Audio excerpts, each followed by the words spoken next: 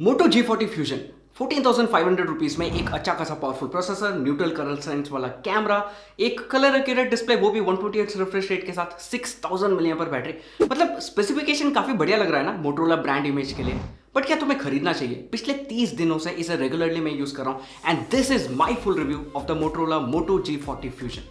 Time stamps मैंने pin comment पे डाल रखा है, बट प्लीज वीडियो को पूरा देखना, बट आप रेफर भी कर सकते हैं। अगर आपको इस टाइप का वीडियो पसंद आता है तो लाइक जरूर करना। वीडियो को शुरू करते हैं। Straight away this is a huge smartphone.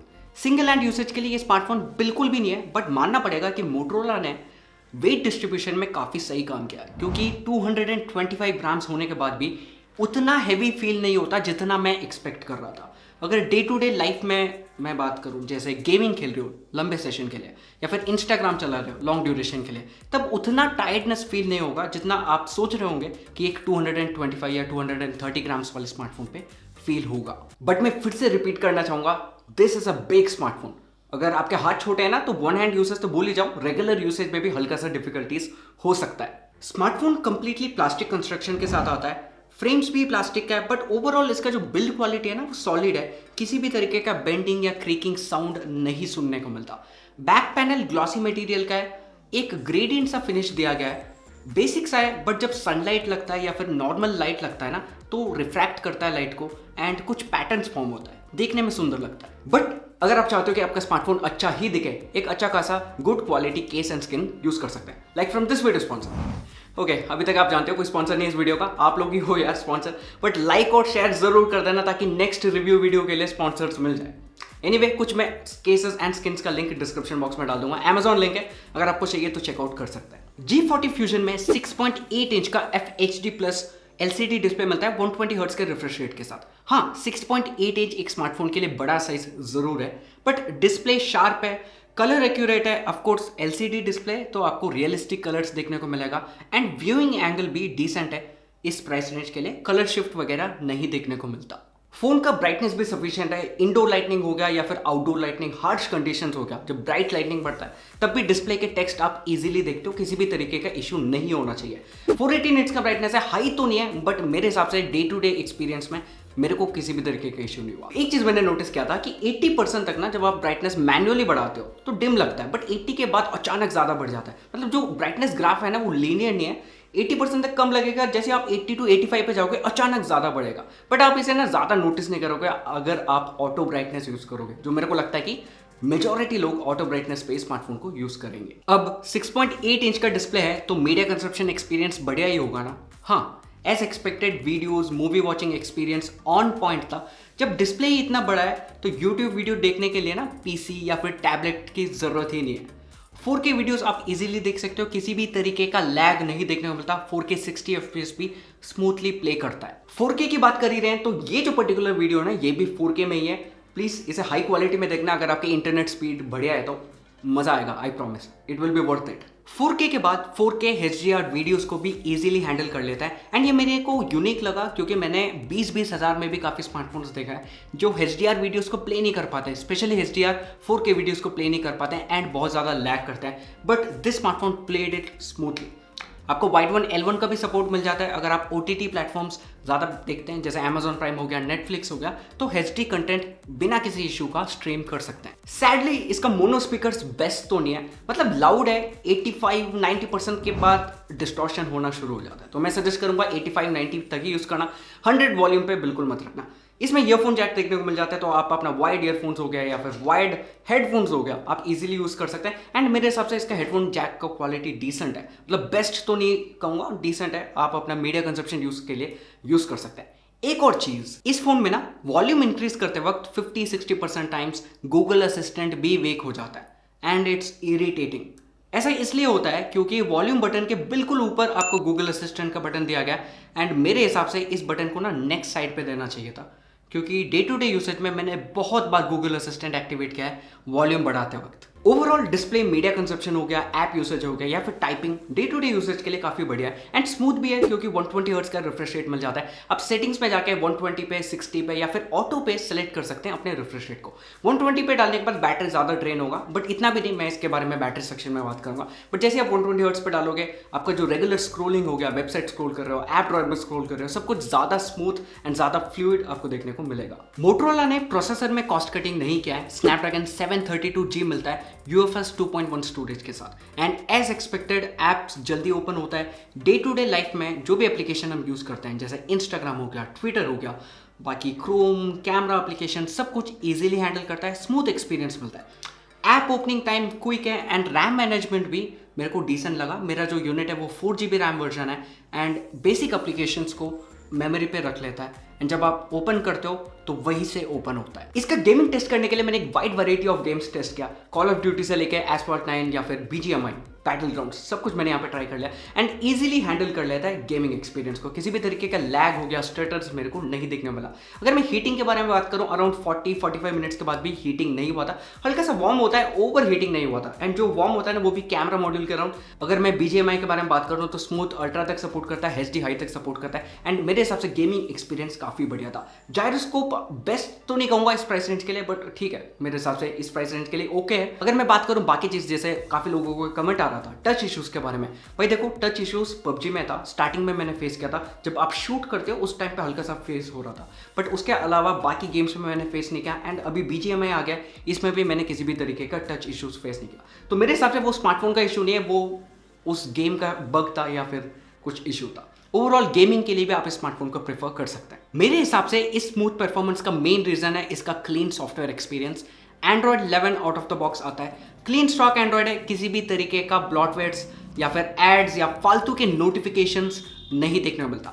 Settings app open करके आप नोटिस करोगे कि ज़्यादा फीचर्स या फिर ऑप्शंस या फिर कस्टमाइजेशंस नहीं देखने को मिलता। एक सिंपल सा स्ट्रेट फॉरवर्ड एक्सपीरियंस आपको मिलेगा।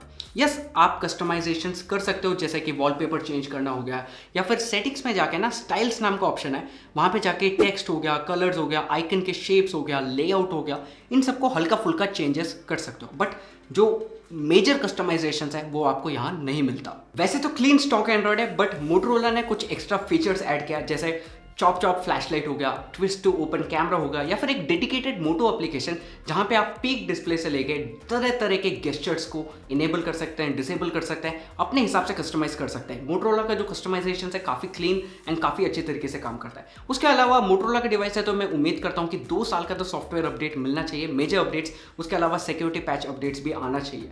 बट अभी मैंने नोटिस किया था कि पिछले 1 महीने से किसी भी तरीके के सॉफ्टवेयर अपडेट या फिर सिक्योरिटी पैचेस नहीं आए। उम्मीद करता हूँ कि आने वाले टाइम में हमें बेटर रिजल्ट मोटोरोला के साथ देखने को मिलेगा। फिर आते हैं इसके कैमरास पे। आप इसका डेडिकेटेड कैमरा रिव्यू चेकआउट कर सकते हैं, वो चैनल में मिल जाएगा। अगर आपने अभी तक लाइक नहीं किया वो भी आप कर देना। वैसे इसमें आपको ट्रिपल कैमरा सेटअप मिल जाता है। 64 मेगापिक्सल का मेन सेंसर है, 8 मेगापिक्सल का अल्ट्रा वाइड है एंड 2 मेगापिक्सल या फिर 0 मेगापिक्सल का डेप्थ सेंसर मिलता है। कैमरास का मेन हाईलाइट है इसका कलर सेंस, काफी नेचुरल लुकिंग फोटोज लेता है। ओवर सैचुरेटेड इमेज हो गया या फिर अलग ही तरह के कलर्स ऐसा नहीं प्रेफर करता। What you see is what you click. अगर आप ऑब्जेक्ट की फोटोज लेते हो, क्लोजर ऑब्जेक्ट्स की, तो आपको पोर्ट्रेट मोड वगैरह यूज करने की जरूरत नहीं पड़ेगा। एक अच्छा खासा नेचुरल ब्लर आपको ऑटोमेटिकली देखने को मिलेगा। 64 मेगापिक्सल मोड मेरे हिसाब से डिसेंट है इस प्राइस रेंज के लिए। अबव एवरेज बताऊंगा, डिटेल फोटोज लेता है, जूम करने पे भी ज्यादा डिटेल्स आपको मिलता है। अल्ट्रा वाइड फोटोज डिसेंट है, आउटडोर्स पे ही लेना, इनडोर्स पे प्रेफर मत करना, तो सोशल मीडिया यूसेज के लिए ठीक है। मैक्रो सेंसर इसमें आपको नहीं मिलता, बट अल्ट्रा वाइड सेंसर को यूज करके मैक्रो इमेजेस ले सकते हैं। एक डेडिकेटेड मैक्रो मोड स्मार्टफोन में मिल जाता है। सेल्फीज के लिए 16 मेगापिक्सल का सेल्फी कैमरा मिलता है, फ्लैश भी दिया गया है जो आप नाइट टाइम पे यूज कर सकते हैं। एंड इसका भी मेन हाईलाइट यही है कि एक नेचुरल फोटो लेता है, डायनामिक रेंज हो गया या फिर कलर साइंस हो गया, स्किन टोन्स हो गया, उन सबको नेचुरली दिखाता है, जो कि इस प्राइस रेंज में काफी रेयर है। अगर आप एक नेचुरल सा स्किन टोन प्रेफर करते हो ना, तो ये स्मार्टफोन आपको खुश जरूर करेगा। जो कैमरा एप्लीकेशन है वो भी मेरे को काफ़ी क्लीन, मिनिमल लगा, इजी टू यूज़ है, कोई भी यूज़ कर सकता है, सारे फीचर्स सामने ही दिया गया है, but at the same time feature rich भी है। अगर आप इसे एक्सप्लोर करेंगे ना, थोड़ा सा टाइम स्पेंड करेंगे इसके साथ, तो बहुत ज़्यादा फीचर्स आपको देखने मिलेगा। अब देखो, अगर आप Xiaomi या फिर Realme का कलर सेंस प्रेफर करते हैं, जहाँ पे फोटो सोशल मीडिया रेडी लगता है या फिर हल्का सा ओवर सैचुरेटेड पॉपी कलर्स के साथ आता है, तो ये कैमरा आपको पसंद नहीं आएगा। आपको लगेगा कि ये काफ़ी म्यूटेड कलर्स के साथ आ रहा है। हल्का फुल्का एडिट करना पड़ेगा। बट जो बंदे नेचुरल कलर सेंस प्रेफर करते हैं, जिन्हें फोटोज जैसे देख रहे हैं वैसा चाहिए, तो ये स्मार्टफोन काफ़ी रेयर है इस प्राइस रेंज में ऐसा स्मार्टफोन मिला। अगर मैं इसके वीडियो क्वालिटी के बारे में बात करूँ तो काफ़ी स्टेबल वीडियोस लेता है। 4K 30 FPS या फिर 1080p 60 FPS पे आप स्टेबलाइजेशन यूज़ करके एक स्टेबल वीडियो ले सकते हैं। बट इसका माइक्रोफोन क्वालिटी मेरे को इतना खास नहीं लगा। तो ईयरफोन जैक है, अगर आपको बोया वगैरह का माइक यूज़ करना है तो प्रेफर करना, क्योंकि वीडियो बहुत स्टेबल है बट माइक्रोफोन उतना खास नहीं लगा। इन सबको पावर करने के लिए 6000 mAh का बैटरी मिल जाता है एंड बॉक्स के अंदर 20 वॉट का टर्बो फास्ट चार्जिंग मिलता है। हाँ, कंपनी के हिसाब से ये टर्बो फास्ट चार्जिंग है 20 वॉट्स का। जैसे आप फोन को कनेक्ट करते हो टर्बो फास्ट चार्जिंग भी दिखाता है। एंड मेरे एक्सपीरियंस में ना 2 आवर 30 मिनट्स 2 आवर 40 मिनट्स के आसपास 0 to 100 फुल चार्ज कर लेता है। मेरी यूसेज में ना मेरे को इजीली 8 to 9 आवर्स का स्क्रीन ऑन टाइम देखने को मिलता है। अगर मैं इसे 60 हर्ट्ज पे या फिर ऑटो पे डालकर यूज़ करता हूँ, रिफ्रेश रेट की बात कर रहा हूँ, तो बहुत ही ज़्यादा नोटिसेबल डिफरेंस देखने को मिलेगा 120 हर्ट्ज के कंपैरिजन में। तो ओवरऑल अगर आपका हेवी यूसेज है तब भी 1 डे तो ईजिली यूज़ कर लेगा। आप अगर ज़्यादा ही हेवीली यूज़ करते हो तो दिन के एंड में चार्ज करना पड़ेगा। बट अगर आप मीडियम यूज़र हो ना, 1.5 डे आप इजीली एक्सपेक्ट कर सकते हैं। बाकी चीज़ों के बारे में बात करूँ तो एक रियर फिंगरप्रिंट स्कैनर मिल जाता है। बैक की तरफ एक आइकॉनिक मोटोरोला लोगो है जो as a fingerprint scanner act करता है एंड 10 में से 10 टाइम्स काम करता है। ऑफकोर्स रियलमी, Xiaomi या फिर Vivo जितना फास्ट नहीं है बट रिलायबल है, डे टू डे यूसेज के लिए ठीक है। कॉल क्वालिटी, नेटवर्क रिसेप्शन सब कुछ बढ़िया लगा। साउंड इजीली ऑडिबल है। जब मैं कॉल कर रहा था, जो दूसरा पार्टी है उन्हें भी अच्छी तरीके से साउंड सुनाई दे रहा था। जो ईयरपीस क्वालिटी है ना वो एक्चुअली बढ़िया है इस प्राइस रेंज के लिए। इसमें आपको कैरियर एग्रीगेशन नहीं देखने को मिलता बट मेरे हिसाब से मेरे एरिया में मेरे को किसी भी तरीके का इशू नहीं हुआ नेटवर्क रिसेप्शन के वक्त। वाईफाई के बारे में बात करूं तो जो बाकी स्मार्टफोन्स में स्पीड आ रहा था उसी के स्पीड आसपास आता है, तो वहां पे भी मेरे को किसी भी तरीके का इशू नहीं हुआ। इस फोन में ऑलवेज ऑन डिस्प्ले नहीं मिलता क्योंकि एलसीडी डिस्प्ले, बट एक ऑप्शन है पीक डिस्प्ले नाम से and that is very useful. मेरे को तो यार एमोलेड के ऑलवेज ऑन डिस्प्ले से भी ज़्यादा यूजफुल लगता है, क्योंकि जब भी आप को कुछ नोटिफिकेशंस पढ़ना है, डबल टैप करना एंड डिफरेंट ऑप्शंस में सेग्रीगेट करके दिखाता है। जैसे जीमेल के नोटिफिकेशंस अलग हो गया, कैमरा के नोटिफिकेशंस, ट्विटर के, इंस्टाग्राम के नोटिफिकेशंस अलग अलग तरीके से डिटेल्ड व्यू में दिखाता है। जैसे मैं डे टू डे यूसेज में जब भी काम कर रहा होता हूँ, पीसी में कुछ काम कर रहा हूँ या फिर टेक्स्ट वगैरह लिख रहा हूँ, बस फोन को डबल टैप करता हूँ, नोटिफिकेशंस एक बार रीड कर लेता हूँ, फोन ओपन करके टाइम वेस्ट करने की जरूरत नहीं है। तो peak display is very useful, आप इसे इनेबल कर लेना। एंड हाँ, इस स्मार्टफोन में मैग्नेटोमीटर नहीं देखने को मिलता। काफी लोग परेशान हो रहे होंगे, सोच रहे होंगे कि एक डील ब्रेकर है, बट मेरे हिसाब से मैप्स जब मैं यूज कर रहा था किसी भी तरीके का इशू नहीं हुआ। एंड इस पे मैंने एक डेडिकेटेड वीडियो बनाया था जब मैंने मोटो फ्यूजन प्लस मैंने अनबॉक्स किया था, उसमें भी मैग्नेटोमीटर नहीं मिलता। तो मैंने real life example, real life outdoor shoot करके दिखाया था कि भाई एक्चुअली क्या फर्क पड़ता है एंड उतना मेजर फर्क नहीं है, आपको उतना टेंशन लेने की जरूरत नहीं है। एंड हाँ, इसमें स्प्लैश रेसिस्टेंस भी देखने को मिलता है। अगर हल्का फुल्का बारिश के बूंदे लग गया तो आप इसे क्लीन करके नॉर्मली यूज कर सकते हैं। ओके, फाइनली क्या इस स्मार्टफोन को खरीदना चाहिए?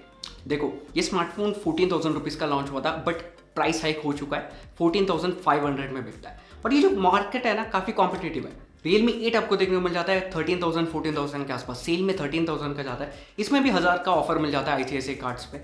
अगर बाकी स्मार्टफोन्स देखें तो Redmi Note 10S हो गया, Redmi Note 10 Pro हो गया, 15-16,000 सेगमेंट में मिल जाता है। तो काफ़ी कॉम्पिटिटिव मार्केट है एंड यहाँ पे डिफरेंट सेगमेंट को टारगेट करते हैं ऑडियंस। जैसे Realme 8 कॉम्पैक्ट लवर्स के लिए हैं, जिन्हें कॉम्पैक्ट स्मार्टफोन चाहिए, छोटा सा एंड क्लीन एंड्रॉयड के साथ चाहिए।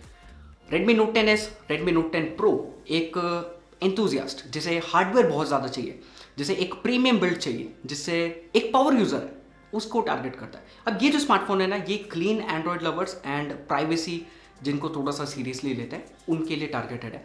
ऑफकोर्स इसमें किसी भी तरीके का एड्स नहीं देखने को मिलता, किसी भी तरीके का ब्लॉटवेयर नहीं देखने को मिलता एंड वो एक अलग ही एक्सपीरियंस है यार। मतलब आप रात को सो रहे हो, सुबह उठे हो एंड आपने नोटिफिकेशन ड्रॉअर देखा तो किसी भी तरीके का ब्लॉटवेयर का नोटिफिकेशन नहीं है, जो कि बाकी इन स्मार्टफोन्स में नहीं मिलता। जैसे आप सुबह ओपन करते हो ना, तरह तरीके के नोटिफिकेशन आते हैं, ब्राउजर से नोटिफिकेशन आते हैं, वो सब एक अलग एक्सपीरियंस है। तो ये जो एक्सपीरियंस है काफ़ी क्लीन है एंड प्राइवेसी को लेके भी थोड़ा सा सीरियस है। जैसे मोटोरोला का थिंक शील्ड प्रोटेक्शन देखने को मिल जाता है। साथ ही साथ इसके जो भी सर्वर्स है वो चाइना में नहीं है, यूएसए में है। Of course it's a Chinese company and मैं कंट्री के हिसाब से डिस्क्रिमिनेट कभी नहीं करता, बट या मैं समझता हूँ कि काफ़ी लोग क्यों करते हैं, क्योंकि चाइनीज़ गवर्नमेंट का हालत अलग है, चाइनीज़ पीपल अलग है, चाइनीज़ गवर्नमेंट अलग है। तो ये अलग टॉपिक है जिसके बारे में बाद में बात करेंगे।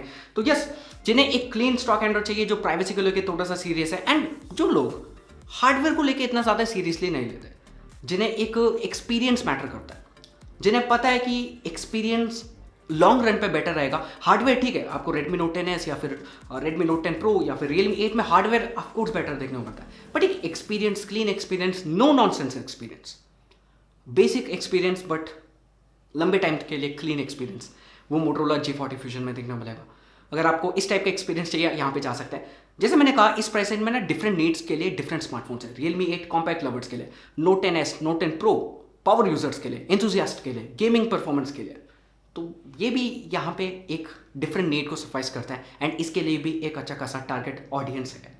इस वीडियो के लिए इतना ही। वीडियो पसंद आया तो लाइक एंड शेयर जरूर करना। अगर आपको इस टाइप का वीडियोस पसंद आता है, शेयर करना, सब्सक्राइब भी कर सकते हैं। ऐसे वीडियोस के लिए स्क्रिप्टिंग होता है अलग से, थंबनेल, ये सब टाइम लगता है। तो अगर आपको कोई क्वालिटी वीडियोस बनाते हुए दिखता है तो शेयर करो, सपोर्ट करो। अगले वीडियो मिलते हैं। Thank you so much for watching. Bye.